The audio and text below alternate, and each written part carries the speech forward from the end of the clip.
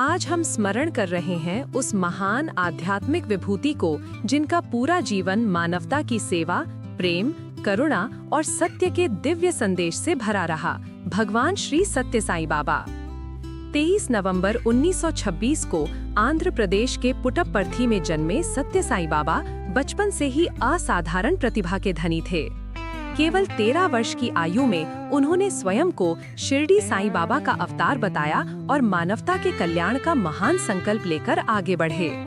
साईं बाबा का संपूर्ण जीवन 4 मूल सिद्धांतों पर आधारित था: सत्य, धर्म, प्रेम और अहिंसा। वे कहते थे, सभी धर्म एक ही ईश्वर की ओर ले जाते हैं, प्रेम ही सच्चा मंत्र है।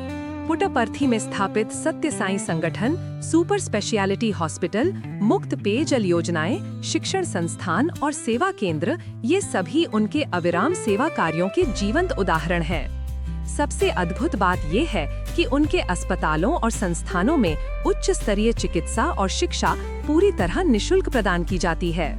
साईं बाबा मानते थे कि सेवा ही सबसे बड़ा साधना है।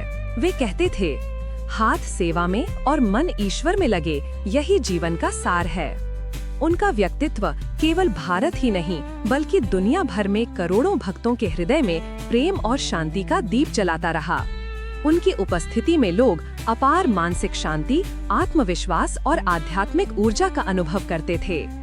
21वीं सदी में जब दुनिया तेजी से बदल रही है, तब सत्य साईं बाबा की शिक्षाएं और भी महत्वपूर्ण हो जाती हैं।